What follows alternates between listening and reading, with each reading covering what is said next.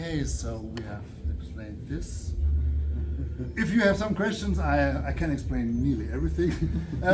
Just going back to some technical points here.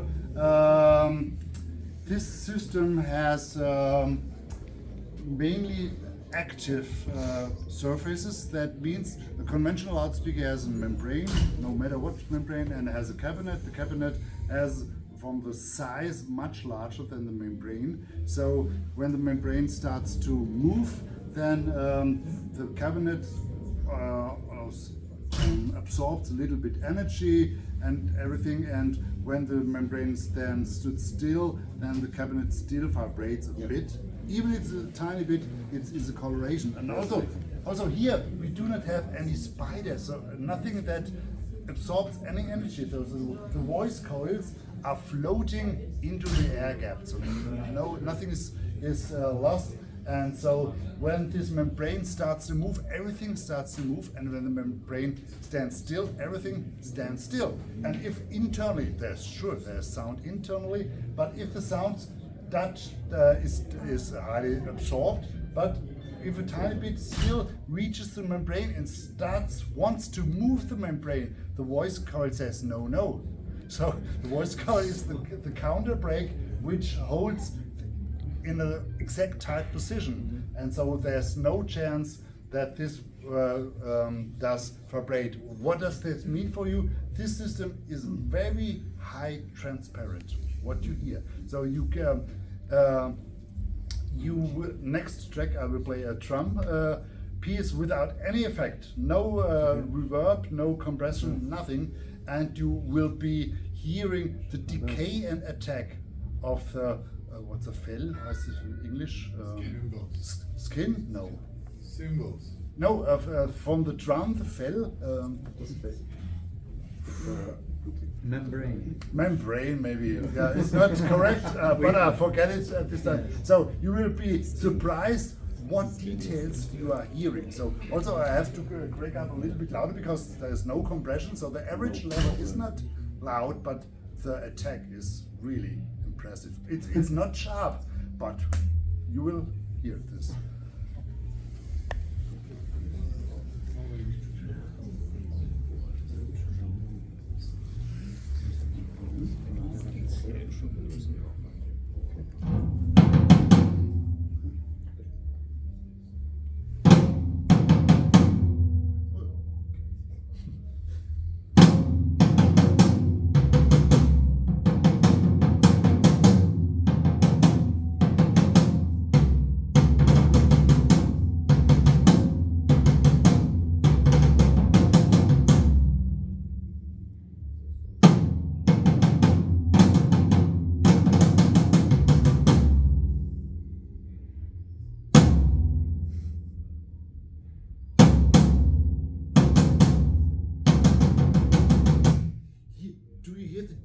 If you push or punch the fell, no matter what it's called, then it does detune a little bit. So in that moment the pitch is a little bit higher than when it relaxes. It's incredible. It sounds not familiar because no compression, nothing is as it is. Okay, enjoy.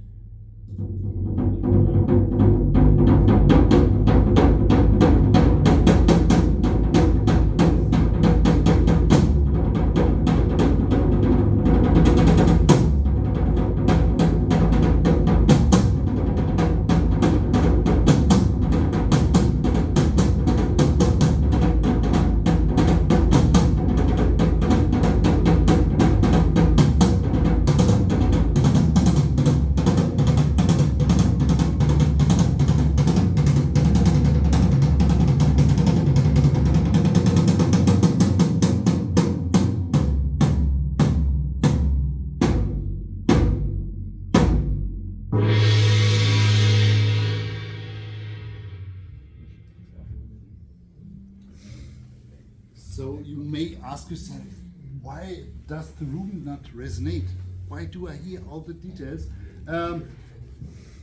With every loudspeaker, if the membrane is pushed forward with a voice coil, the same force is at the magnet reverse-wise. So if you just have a loudspeaker here with one membrane in front, the same force goes to the magnet. The same is also here. So if this membrane is pushed outside, the magnet has the same counter force backwards. But why does this not vibrate? Because this system is upside down, making absolutely the opposite. So if this force is in that direction, this force in that direction.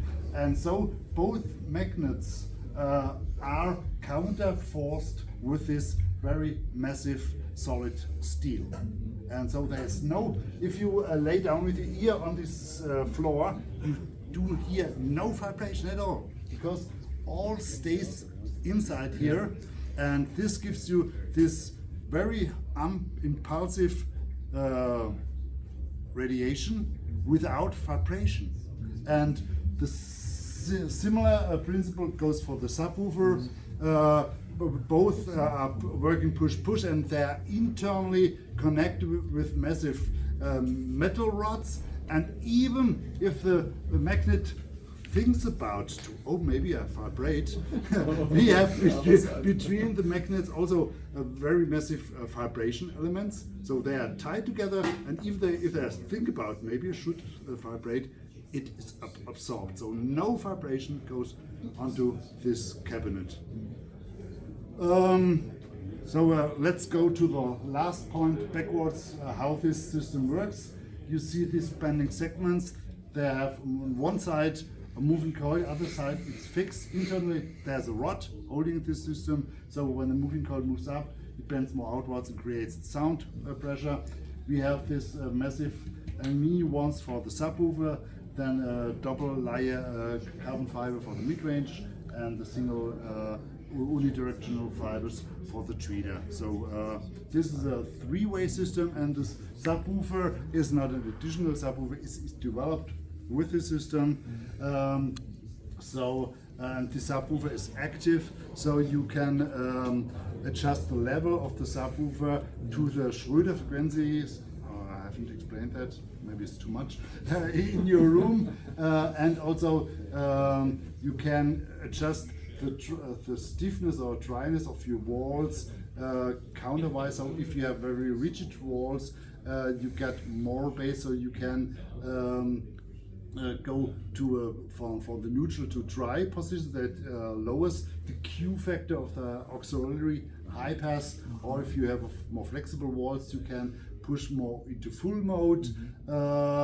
And also we have a group delay compensation for this, because if you have the same distance and your wall is softer, then the subwoofer sounds more late, so you can move it electronically forward. If you have a rigid walls, the subwoofer seems to come earlier, and you can adjust it more backwards. Or if you want to set up the subwoofer column at a different position, so this is all possible. So you can adjust depending on your room flexibility and on your distance, that the subwoofer comes absolutely at the same time as the system. So you do not hear that the bass is coming from the subwoofer. You think, your brain thinks, and also measurement microphones sees this, that this timing is the same as the bass is coming out of this. Okay, I hope it was not too technical. Thank you for your attention, and if you have any questions, I'm open to it. Thank you very much. Thank you.